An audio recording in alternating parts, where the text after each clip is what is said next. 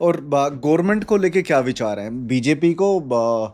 मोदी जी का relationship Indian community के मोमडन community के साथ में कैसा है आपके हिसाब से? उनका तो सरकार का तो ठीक है, सरकार तो अपना काम कर रही है, जैन मन, उसके लिए कोई हिंदू मुस्लिम नहीं है। लेकिन मुसलमान जहर है उसके लिए बीजेपी। मुसलमान, मेरे ख्याल से तो ऐसा कोई मुसलमान होगा नहीं जो बीजेपी को वोट देता हो। अल तकैया करने के लिए बोलते होंगे, हमने दिया हमने दिया, बीजेपी को वोट नहीं देंगे। जैसे आप अपनी कम्युनिटी में बैठते होगे उठते होगे, ठीक है, तो कुछ ऐसी बातें जो आपको कई बार होता है इंसान की, भाई मैंने सुन लिया लेकिन बोलना नहीं है, कुछ ऐसे किस्से हैं? हाँ, ऐसे बहुत हैं क्या वहाँ। क्या डिस्कशन वहाँ होता है? मोदी जी को गालियाँ दी जाती हैं, योगी जी को गालियाँ दी जाती हैं। अब चलो हमारे सामने तो बोल नहीं पाते हो, एक तो मैं भी ऐसा ही हूँ, डंडे वाला आदमी हूँ। उनको ये भी पता है कि ये मोदी योगी का फैन है। हम्म। तो मेरे सामने तो नहीं, लेकिन यार दोस्त हैं हमारे जो बैठ के करते हैं, फिर मैं उनके चिपट जाता हूँ। मगर बता, मोदी ने तेरे लिए क्या नुकसान किया? मगर तू साले 2.5 लाख रुपए तूने सबसे पहले जाके मकान के लिए आवास योजना के तहत तेरे को मना कर दिया मगर मोदी ने, तेरे को ही तो दिए बे, तू भी तो मुसलमान ही तो है। राशन की दुकान पे मगर सवेरे 5 बजे जाके मगर देख जाके मुसलमानों की लाइन, सबको दे रहा है ना, मुसलमानों को ही दे रहा है ना। क्या बुरा कर रहा है तुम्हारे लिए?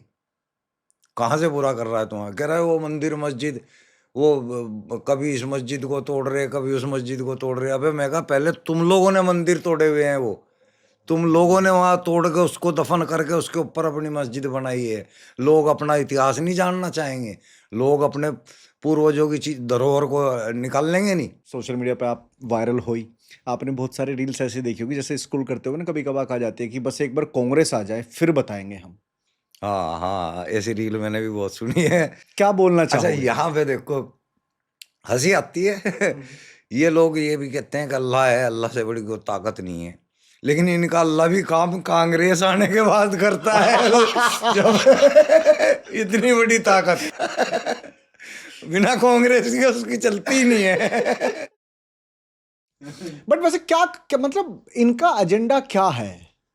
क्यों ऐसे कम्युनल अटैक्स, राइट्स, किस लिए? ये धंधे सब ये मौलाना करवाते हैं, आम मुसलमान तो बस इस्तेमाल हो रहा है। जो एक मुसलमान अपना दिनचर्या, सुबह घर जा रहा, सुबह काम पे जा रहा हो, शाम को घर आ रहा हो, मैक्सिमम लोग है, ऐसे ही हैं। मैक्सिमम लोग ऐसे हैं। मुझे नहीं लगता उसके पास इतना टाइम होगा। ये जो जब मस्जिदों में बैठ के जहर घोल घोल लेंगे उनके अंदर। जब तुम जब वो बेचारा रात को नमाज पढ़ने जाता है ना, नमाज पढ़ने जाएगा तब जहर घोल तब देते हैं। उसके दिमाग में ये जहर बिठाएंगे। फिर 1 तारीख में ही बैठ के फिक्स करेंगे सारे भाइयों ने आना है। सारे, अब बेचारे वो अपनी रोजी रोटी छोड़ के उस दिन छुट्टी मार के फिर वहां जाके बैठते हैं। वहां उनके दिमाग में जहर भर देते हैं, तुम लोग रसूली हो, तुम लोग अल्लाह के बंदे हो, तुम लोग कायर हो, तुम लोग कायर हो, तुम काफिरों के सामने झुक रहे हो। वो 313 थे, 313 ने काफिरों को भगाया, तुम लोग तो करोड़ों में हो। ऐसी ऐसी उनके अंदर जहर भर, वो बेचारे चल रहे हैं उठ के पीछे पीछे। ऐसा हो रहा है। मान लो एक मुस्लिम सुबह अपने ऑफिस जा रहा है, शाम को घर आ रहा है, घर का खर्चा पानी सब चला रहा है, ठीक है, लेकिन जब वो इन सब चीज़ों में घिर जाता है तो उसको फंडिंग भी मस्जिद के थ्रू ही होती है। हाँ, होती है। तो आपको लगता है कि अगर मस्जिदें हटा दी जाएं तो टेररिज्म पे फर्क पड़ेगा? सबसे पहले तो मदरसे हटाओ, मस्जिदें भी वहीं से निकल रही है। मदरसा जो है ना, असल में इनके टेररिज्म का हेड क्वार्टर है। मदरसा। हाँ, सब कुछ वहीं से शुरू होता है और वहीं पे सारी प्लानिंग्स होती हैं। वहाँ पे आपको हथियार तक मिलेंगे मदरसों के अंदर। आपको वहाँ पे आपराधिक गतिविधियां होते हुए मिलेगी। अगर आप अचानक छापे मारोगे, हर मदरसे में गड़बड़ी मिलेगी, गारंटी है।